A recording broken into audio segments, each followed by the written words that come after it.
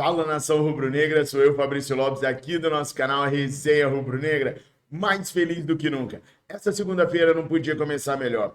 Segue o líder, nação, segue o líder. Bora, Bahia! O Bahia capinou nos acréscimos a equipe do Palmeiras dentro do Allianz Parque Arena e conquistou sua primeira vitória no território palmeirense. Com isso, o Flamengo atropelou o Palmeiras na tabela de classificação. O Flamengo hoje é o líder do certame nacional com 14 pontos, seguido pelo Palmeiras com 13, Bragantino, que venceu o Santos na Vila Belmiro, também com 13, Cruzeiro, que bateu o Santos, que bateu o Vasco por 1-0 com 10, Fluminense, que perdeu para o Botafogo com 10, Inter, que venceu a equipe do Juventude com 9 na sexta colocação, Bahia sobe para a sétima colocação, ganhou 6 posições, o Bahia com 9 pontos. O Botafogo também subiu 7 posições com 8. Ceará caiu 4 com 8. E fechando o top 10, o São Paulo aí também com 8 pontos na 10ª colocação. Na zona de rebaixamento, 3 clubes grandes estão lutando já para disputar a Série B do ano que vem. São eles: Atlético Mineiro, Grêmio, Santos e o pequenino Sport Clube do Recife. Que tabela, meus amigos, que alegria, que jogo o Flamengo fez ontem contra o Corinthians. Eu achei que ia ser aquela tristicina. Dentro do Maracanã, o Hugo Souza faria defesas milagrosas, acabaria com o jogo, viraria Neuer. Mas não foi assim, não. Eu estava achando que seria jogo duro, mas o Memphis Depay amarelou, os jogadores do Corinthians não se encontravam em campo, o Ranieri nem sabia o que estava fazendo dentro de campo, e o Flamengo, gente, o Flamengo foi devastador. Aliás, só Flamengo e São Paulo estão invictos até a 7ª rodada do Campeonato Brasileiro. Todos os clubes têm pelo menos uma derrota. Flamengo e São Paulo, não. São Paulo tem trocentos empates e uma vitória. E o Mengão, queridão, segue com muito mais conquistas do que derrotas. O técnico Felipe Luiz se mantém muito bem à frente do Flamengo. É aquilo que eu sempre falo para vocês. Vai errar num jogo ou outro, vai tomar uma decisão ruim num jogo ou outro, mas é o melhor treinador brasileiro da atualidade e será muito em breve um dos melhores do mundo. A gente tem que ter muita paciência com ele. Mas o jogo de ontem foi extremamente vencido por alguns jogadores que simplesmente não erraram. O Wesley na lateral direita jogou muita bola, fez virada de jogo impressionante. Já do outro lado, o Ayrton Lucas voltou a ser o Ayrton Lucas que a gente está acostumado. Também jogando muita bola, sendo seguro inclusive no sistema defensivo. Tivemos um meio de campo formado por Eric Pulgar e De La Cruz. Como o Eric Pulgar joga bola, gente. Inclusive, eu fiquei sabendo, o repórter da Globo falou que todo jogo o Pulgar vomita depois que a partida termina. De tanto que ele se doa para o Flamengo, de tanto que ele corre, ele acaba passando mal depois de todo o jogo. Impressionante. Não sei se é por conta da proximidade da chegada do Jorginho, que joga na mesma posição, mas o De La Cruz vem fazendo jogo atrás de jogo bárbaro, perfeito, ímpar. Ontem foi um dos melhores jogos que eu vi o De La Cruz fazer desde que ele chegou no Mengão, queridão. Como eu disse, não sei se é a proximidade da chegada do Jorginho, que ele sabe, vai disputar a posição com o Jorginho, ou se simplesmente ele se encontrou. Mas o De La Cruz está jogando demais. Arrascaeta jogou o que costuma jogar. Fino, elegante, de terno, um monstro. Há os maldosos que vão dizer que é por conta da renovação contratual. Mas o fato é que o Arrascaeta jogou demais ontem também. Ajudou muito na articulação, ajudou muito em quebrar as linhas do adversário e jogou bola pra caraca. Na frente, aquele que era o nosso ataque titular, Cebolinha e Pedro. Sobre Cebolinha, é o segundo gol apenas no ano do camisa número 11 do Flamengo. Mas eu tenho uma expectativa muito grande para ele. Se ele conseguir reencontrar aquele futebol da época do Tite, o Cebolinha vai ser muito útil. Se ele ficar cabisbaixo, jogando aquela bolinha mais ou menos, que ele jogava antes do Tite chegar no Flamengo, aí vai se confirmar que não foi uma boa contratação. Mas eu tenho uma expectativa muito grande no Cebolinha. Agora, quem justificou a nossa expectativa foi o Pedro. Caramba, gente. É um jogador muito diferente. 7 meses parado. 2 jogos, 4 gols. É um absurdo que o Pedro faz. É um absurdo que o Pedro ensina pra gente. O Neymar devia se espelhar no Pedro. O profissionalismo do Pedro, treinando e trabalhando o seu tratamento em 3 períodos, de manhã e de tarde no Flamengo, à noite em casa. O Pedro voltou voando, voltou jogando demais. As 67.501 pessoas que foram aqui no Maracanã ontem viram uma apresentação de gala do melhor centroavante do planeta. Não há hoje um centroavante mais decisivo do que o Pedro. O Mbappé. O Mbappé é muito mais técnico, tem muito mais habilidade, mas não é tão letal quanto o Pedro. O Pedro não desperdiça. Chegou, guardou. Ainda fica ligado 100% no jogo, na falha do goleiro adversário. O Hugo, que eu tanto temia que virasse o Neuer, virou Alex Muralha. Errou no gol que o Pedro faz, o primeiro, graças à pressão do De La Cruz em cima dele. O De La Cruz jogou demais ontem. E depois não conseguiu pegar o pênalti do Dom Pedrão. Como é bom ser Mengão, nação, como é bom. Bom, com a derrota do Palmeiras para o Bahia e a vitória avassaladora do Flamengo para cima do Corinthians, estamos na liderança com 14 pontos. O Felipe Luiz deu folga para os jogadores hoje, mais do que merecidas, e eles se reapresentam amanhã de manhã no Ninho do Urubu para começar a pensar no Botafogo da Paraíba. Para esse jogo do Botafogo, ele deve mesclar a equipe, porque tem 2 pedreiras pela frente. Cruzeiro em Belo Horizonte, Central Córdoba na Argentina. Gente, tem muita coisa para a gente falar que foi só o começo. Ainda tenho para falar de Jorginho, ainda tenho que falar de Dudu. Tá um frenesi danado na torcida do Flamengo pro Dudu vir pro Mengão queridão. Dudu, aquele mesmo, ex-Palmeiras, que tá no Cruzeiro agora. Vou te explicar direitinho que parada é essa. Mas antes da gente falar sobre tudo isso, eu quero pedir para que você se inscreva aqui no nosso canal. É totalmente de graça. Todos os dias, às 7 às 17, a gente está aqui para trazer as informações do Mengão Queridão para vocês. E, mais uma vez, eu fui indicado ao prêmio IBEST de jornalismo esportivo, como vocês estão vendo aqui. Por isso eu peço que vocês votem diariamente em mim para que eu possa ir passando de fase e conseguindo chegar na última fase. Aliás, na última fase é analisado o número de seguidores nessas redes sociais que estão aqui embaixo. Então eu preciso que vocês me ajudem também seguindo a gente nessas redes sociais aqui. Ah, Fabrício, mas eu não curto o Instagram, TikTok, Facebook. Não tem problema não. Me dá um presentão. Vai lá, cria sua conta e me segue. Você não precisa nem usar. Só o fato de você me seguir, você já vai estar me ajudando a partir para a última etapa do Prêmio IBEST de Jornalismo Esportivo. E assim, quem sabe eu fico no top 5 esse ano. Nos últimos 4 anos eu fiquei no top 20. Esse ano, se vocês me ajudarem nas redes sociais, eu posso acabar ficando no top 5. Me dá essa moral? Vai ser muito bom para o canal. Portas podem se abrir e a gente vai continuar aqui falando a verdade, doa quem doer, mesmo que doe nós mesmos por muito mais tempo. Tô contando com a ajuda de vocês. Simbora, se inscrever no canal e também nas nossas redes sociais. Conto com vocês. Sim, a escolha pelo Cebolinha hoje foi pelo plano de jogo, pelo que eu imaginei que pudesse acontecer com a equipe do Corinthians na fase defensiva deles. Então, onde estariam as vantagens, e imaginei que um jogo seria melhor para o Cebolinha antes que de outro companheiro, né? Então,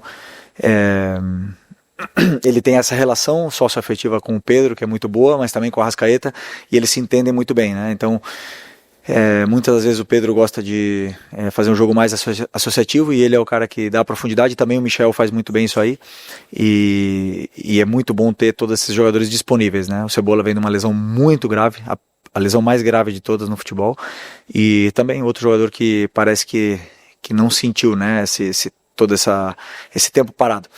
Tem ainda que evoluir, temos coisas que trabalhar, que melhorar, mas é muito bom ter Cebola, Michael, Bruno, Luiz, Plata, todos podem jogar nesse lado do campo, até mesmo o Matheus Gonçalves pode jogar aí, e é importante que eles se sintam confortáveis dentro do campo. Ah, vocês acharam que não ia ter o recadinho da Mais Ágil, né? Mas é importante falar da Mais Ágil, porque você que está apertado com suas contas, com suas dívidas, pode resolver o seu problema resgatando o seu FGTS. É aí que a Mais Ágil entra como a melhor parceira para resolver esse problema seu. Através do número 992129983 ou do link que está aqui na descrição do vídeo e no comentário fixado, o atendente da Mais Ágil vai ajudar você a resgatar o seu FGTS bem rapidinho. Ah, e se você falar que chegou na Mais Ágil através do nosso canal Resenha Rubro Negra, você ainda vai estar concorrendo ao manto sagrado do Mengão Queridão. Quer coisa melhor? É claro que não. Eu recomendo a Mais Ágil porque na Mais Ágil eu confio. Então vamos ver. A boa notícia é que ele está melhorando, está se sentindo muito melhor. Foi uma situação bem assustadora e ele está bem agora. Essas palavras são do técnico Mikel Arteta, do Arsenal, sobre o Jorginho. E ele disse mais, ele falou sobre o aproveitamento do Jorginho no jogo contra o PSG. Espia só. Espero que sim, mas não tenho certeza. Então, temos que ver como ele evolui nos próximos dias. Eu diria algumas semanas. Então, o médico ainda estava bastante cauteloso em falar sobre qualquer data.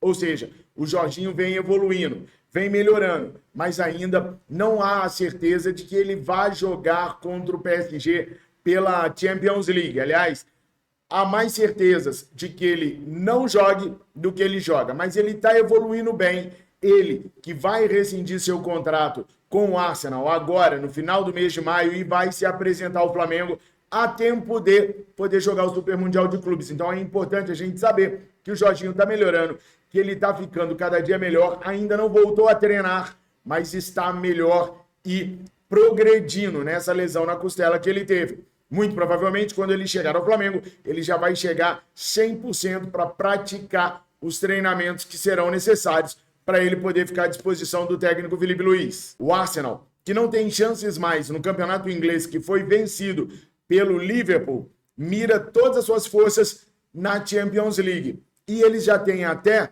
um substituto para o Jorginho para a próxima temporada. Trata-se do Kimmich, do Bayern de Munique. Os caras já estão em negociações avançadas para ele se apresentar ao Arsenal logo assim que a janela de transferências abrir e as férias dos atletas terminarem. Então, caso o Jorginho e Arsenal está encerrado, daqui a pouquinho ele chega no Mengão Queridão. Mais alguns dias e a gente já vai poder dizer que Jorginho é jogador do Flamengo. Dudu vai embora? Dudu vai embora ou vai ficar? Não, vai ficar, ué. Vai ficar ou vai embora, Dudu? Dudu!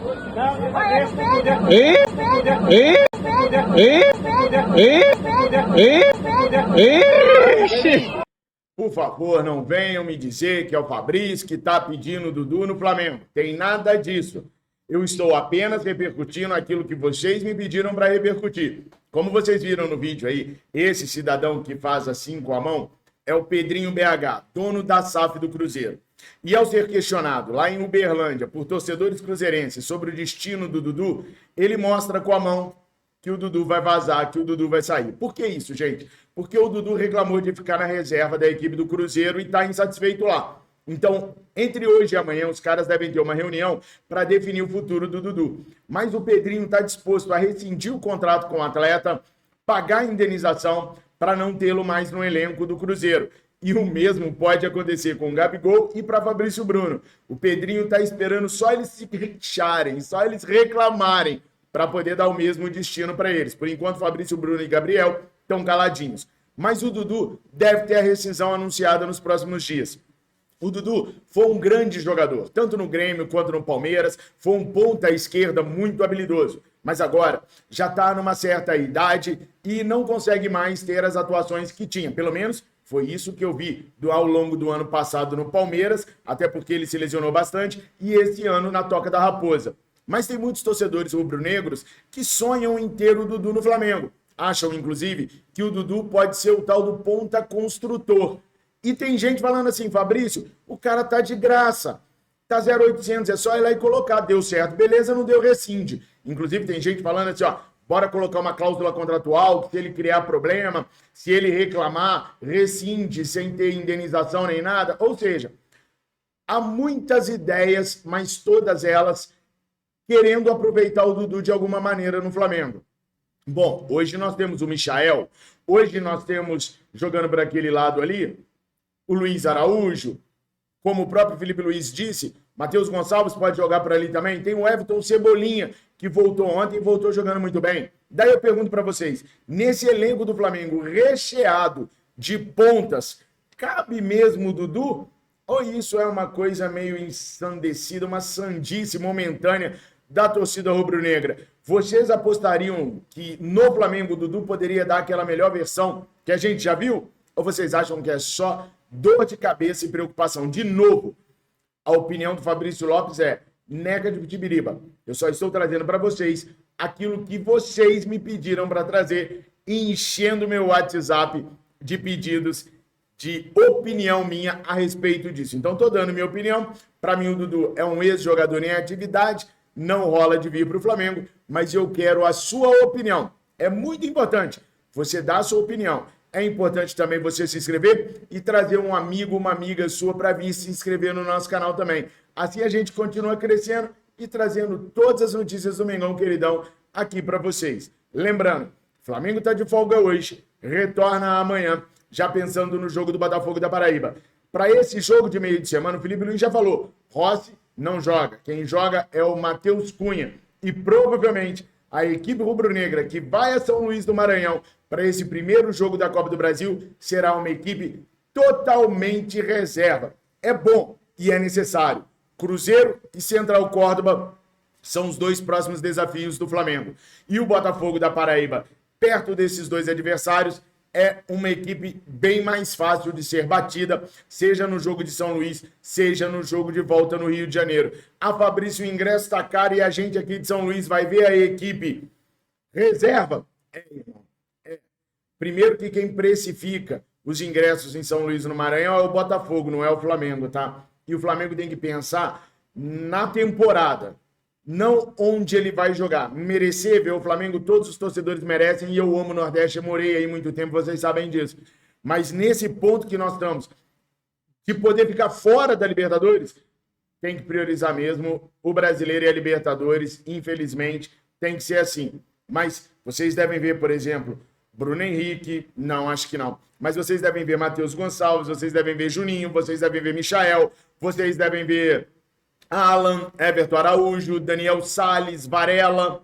Tem muito jogador bom para vocês assistirem aí em São Luís e oportunidades não faltarão do Mengão visitar essa cidade maravilhosa, esse Nordeste maravilhoso, para com a equipe principal poder encantar os torcedores rubro-negros. Nação, essas eram as primeiras notícias. Aliás, eu pergunto, Flamengo faz certo em mandar um time alternativo para São Luís? Sim ou não? Coloque aqui nos comentários. Obrigado por tudo, nação. Fiquem com Deus. Saudações rubro-negras.